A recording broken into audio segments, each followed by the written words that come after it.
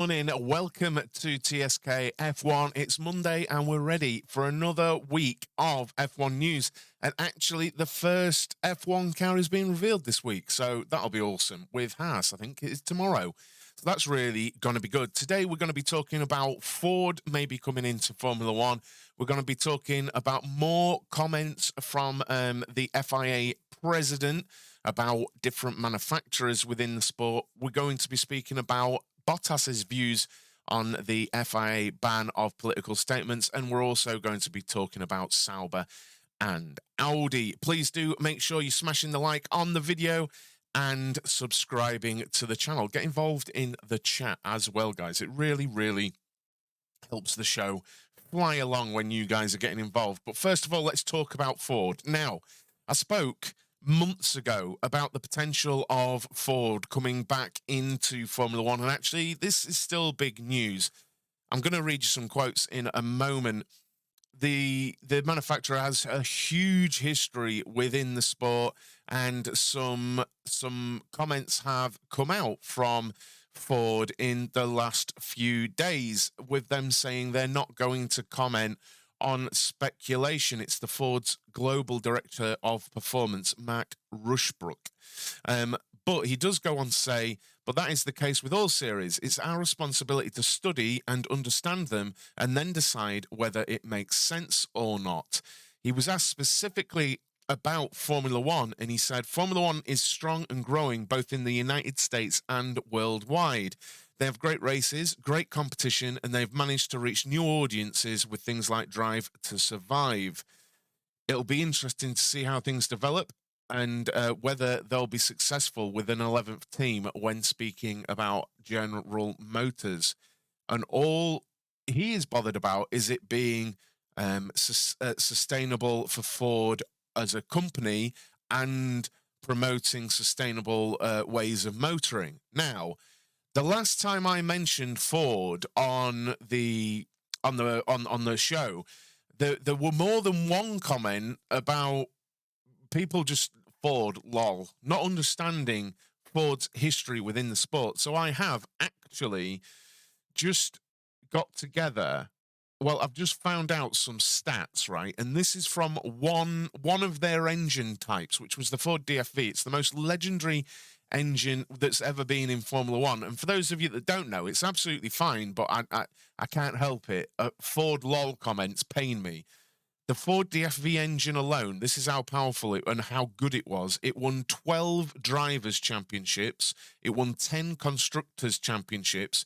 It won 2 Le Mans 24-hour races, and it won 6 Formula 3000 championships. And the turbocharged version of that, the DFX, won 10 Indy 500s. It won 9 kart championships and 3 USAC championships. Now tell me Ford shouldn't be in F1. Like that was just one of one and then a turbocharged version of the engine. Like Ford, to me, are as deserving and should be in Formula One just as much as any other manufacturer you can name. We all think of Ford of having these every man's cars, kind of, and that's kind of the point, isn't it? People think of them like that, but if you said to someone just coming into the sport, who would you want, Lamborghini or would you want Ford? Probably new people would say Lamborghini. I would say give me Ford all day, every day. But I just wanted to bring you that because a lot of people didn't like, even after the last stream when I mentioned different engine manufacturers potentially coming into Formula One. Most of the comments about that segment were just Ford, lol, why Ford, and all this. So I thought, you know what, this time I'm just going to sort of show people that they should be part of the sport. Good morning, John. Good morning, Wayne. How are we doing? So we will move on to the next bit. So potentially, if the situation is right for Ford, we might see them. Now, this one here will divide opinion, and I'll give you my opinion on it. I don't mind. Now, the headline is about Valtteri Bottas speaking about the FIA ban on drivers saying anything about politics and things like this. He has been making some comments this last weekend at the Race of Champions in Sweden to a publication called Expressen. Not heard of them, but there we go. And he said, personally, I don't like politics. I like to do what I love, which is racing. But politics, at the same time, is part of today's society. I think Formula One has done a good job of paying attention to some of these kinds of issues, and many drivers have raised their voices, including Sebastian. I do not understand why they want to control us, he added. I think we should have the right to talk about what we want. That's how I see it, but we'll see what happens. And so where I stand on this, right, this is where I stand on this, because I know opinions are pretty much one or the other. Now, I don't know. Okay, so my opinion on this is I don't know why we hold sportsmen to a level of accountability that we don't hold ourselves to. It's very easy to forget that Valtteri Bottas is doing a job. His job is a racing driver. Whether your job is to work in farm foods, a supermarket, or a newsagent, or you're a builder, or you work in a warehouse, or any of these things, that's their job and that's your job.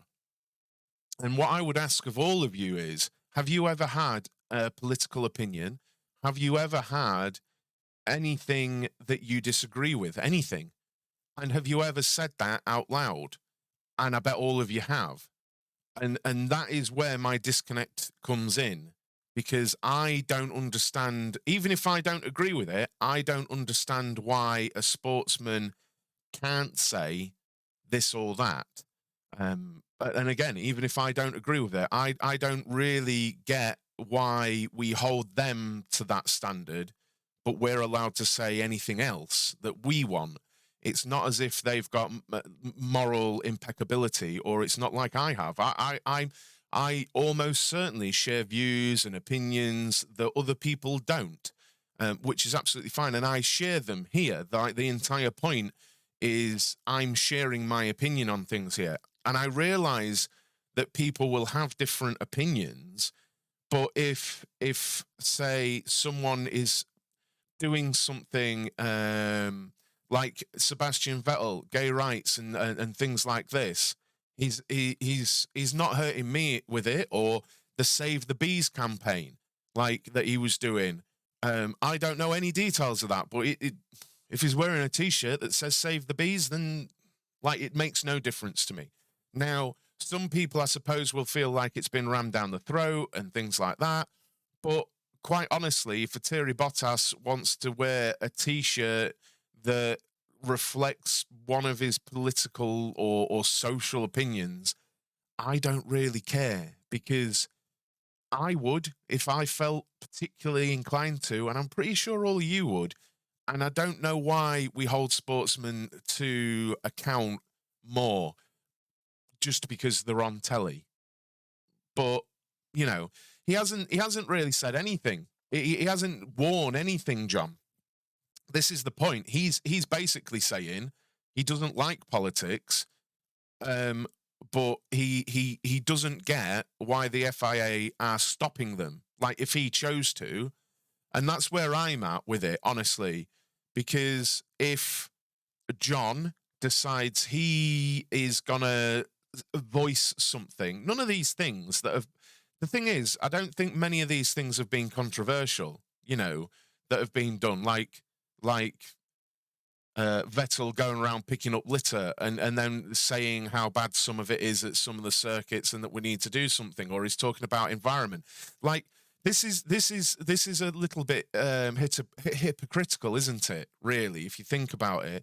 Because if you've got F1 themselves talking about carbon neutrality and being better at different things, this and that, but then Sebastian Vettel turns up to a race, I know he's gone now, but if he turns up to a race and his helmet is covered in like oil slicks and things like this, where he's showing off pollution, why is it okay for F1 to say it, but not okay for Sebastian Vettel to further further highlight that issue. And again, I know a lot of people will disagree with me, but at the end of the day, it's very easy for some reason people forget that these are just people. Admittedly, they're doing a job that we all wish we could do, being a racing driver, going around the world doing it. But it seems very much we're allowed to say it, but you're not, and I'm not on board with it. I'm not on board with it. I don't particularly want the sport or any sport to become this huge political farce or anything like that, but I also respect people's right to be an individual, and I don't, again, you know, that's where I'm at with it. What do we want? Do we want anyone to wander around being some kind of robot or anything like that? And I don't. I want personality. And look, I've grown to absolutely love Vettel in the end of his career because of how outspoken he is. I really like that about him. But there we are. Basically, Bottas saying, I don't like politics, but I also don't know why they're wanting to control us. And I'm on board with that. I don't get it either. But let me know what you think. I'm sure if anyone watches this back, I'm going to get some strong opinions on that. Now, this chap's been in the news fairly constantly recently, the FIA President, Mohammed Ben Sulayem, because he is questioning why there's such a negative response to GM coming into the sport. And he's literally said, why on earth would we turn away someone like GM? And why has there been quite a reaction? And he said, I spoke to Mario and Michael Andretti at the Miami race weekend, and we were very clear in our answer at the time. We want a manufacturer. We told Andretti to work with one if they were serious about it. We encouraged them, and they delivered. How on earth can we say to someone like GM, no, we want a big manufacturer. You are one. I had good discussions with the president of GM. He told me it wasn't his decision alone. It was the governing body. They sent us a letter. We have 3 races in the US. It's a healthy market. And by regulation, they can add 2 more teams. Look, I'm still of the opinion that Andretti are making noise. I don't think the Andretti entry is still all about money, even though teams are saying, why do we want to dilute the pot? And this weekend, Horner said that. I don't think it is solely down to money. Because as we're going to talk about Audi in a moment, I strongly feel like if GM and Andretti were just unquestionably serious about it, it would already be done, or we would know it would be done. I really don't think it's as simple as the teams going, no, it's not happening. I just don't. I think it would be happening. You know, there was no thing against Porsche coming in and speaking to Red Bull. There hasn't been a thing against Audi coming in and doing a deal with Sauber. But now, to me, there's more that we don't know. And I feel quite strongly about that. I feel like quite strongly about that there's a disconnect here. We're seeing other teams do stuff, and admittedly, it's not diluting the pot, but we're seeing other things happen within Formula One. But Andretti and GM, it's like there's a brick wall, and I truly do not believe it is as simple as diluting the money pot. I really don't. If it is, I'd be very surprised. I think there are moves to be made that aren't being made yet by Andretti and GM. But again, I could be wrong. I'm just looking at what's there, and it doesn't make sense to me. It doesn't seem like the whole story, and I can't find anything else because it is presenting itself as that. But I don't know. It just doesn't feel right to me, and it still makes me feel like Andretti and GM, there's still more they could be doing to enter Formula One, but we'll see on that. Please do make sure you're smashing the like on the video, guys. Craig with a comment about the previous bit about Bottas. Agrees with Bottas. Let those who want to use their platform to raise issues that are important to them, but don't criticise those that don't, because they drivers are individuals. Yeah, well, and that's how I see it. That's how I see it. Yeah, like every one of you guys has got an opinion about many things. Just because you've got a job isn't like you don't shut up about it. So, but yeah, it's a curious one, this whole Andretti thing, because it seems to be dragging on weirdly. And he says, imagine if we did shut the door on GM. That would be wrong. I wasn't elected to make money. I was elected to support the sport. I am an elected representative of the sport. We need a strong and fair FIA. Fairness is important to us. And this is just dragging on. And it's dragging on unlike other things. Like, nothing has moved, really, in the off-season with the Andretti situation, from my thought. I think we've had the GM announcement, but then when we delved into the GM announcement, it's a letter of intent with probably GM looking at maybe making a power unit in the future. But what it would be categorically is Andretti with a Renault engine in the back labeled GM. That is what it is. And, you know, at least when you've got Audi coming in, Audi is saying, we are going to manufacture our engines. We're about this. We're in. And I just feel like there's a disconnect here. I really do. And I don't think we know the whole story. And I truly do not believe it's just the money.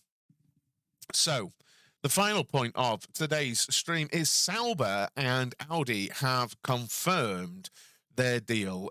We knew it was happening, and I guess they had to dot the I's and cross the T's on the deal and things like this. But here's the statement.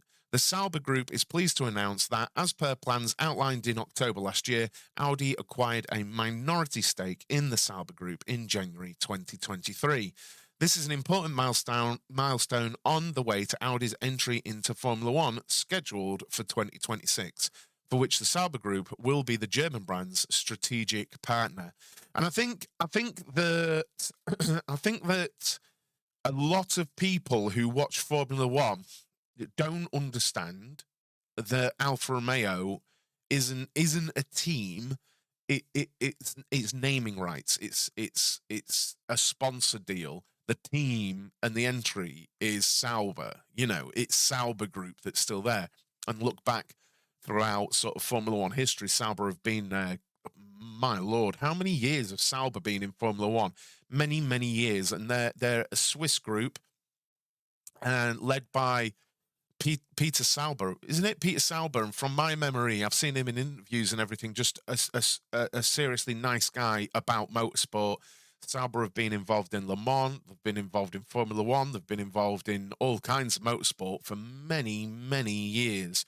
And part of this deal to get Audi in was to say to Audi, brings up Andretti again, and I've said this loads of times, was that Audi had to maintain a certain level of employment. A percentage of the current Sauber workforce were to be kept for a certain amount of time as a minimum, and they had to invest a certain amount in the Sauber Group's facilities and things like that.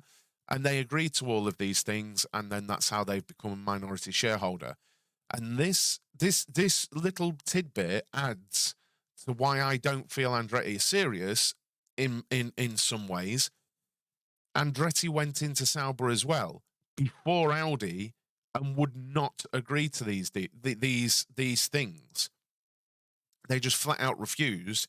But then you get a Goliath like Audi going in and going, okay, yeah, these make sense, let's do it. And they've got it done. And by all optics, Audi approached, they hashed out a deal really quite quickly, and then I guess legal and, you know, getting everything together, it's taken 3 or 4 months to officially, you know, make that happen. But we all knew it, like October, we all knew it was happening. But before that, Andretti went in, and I think they were offered a very similar deal and just were like, no, it's not happening. So it can't all be everyone against Andretti, because Andretti had a deal on the table. They had the same deal as Audi on the table, from what I've read, and they just flat out refused. So Andretti could be in Audi's position, but they chose not to be. And that's what actually fuels my, are they serious or are they doing this for clout and exposure type position. Craig says, there does seem to be things going on behind the scenes that we don't know about. The teams won't just block it for the just financial reasons. There'd be negotiations and discussions. This is the thing, isn't it? I feel like Andretti had come to the table and just, they'd at least have something, but they're trying to paint the optics that it's this exclusive club. And I believe there is an element of it, but I mean, yeah, it's not. So now it's like Andretti are trying to be a new entry, and Audi have gone in and they're not a new entry because they're doing this deal with Sauber. But there we go. It's official. Everything's on schedule for Audi to join in 2026. We already know that the Audi power unit is in testing in Germany already, which is madness. That they've got one running, well, more than one, running on dynos already and working, which is crazy to me this far out. But hey, maybe they're going to hit the ground running. Imagine that. Please do smash the like on the stream. But that is the end of this morning's stream, guys. That was all the news I wanted to bring you today. I will be live over on twitch.tv/pitlanes in just a moment with some Assetto Corsa Competizione, where I think I'm going to be racing the Audi at the Nürburgring this week. So I will see you over there soon, and I'll be back here at 9 a.m. tomorrow. Thanks a lot, guys, and I will see you very, very soon. Cheers.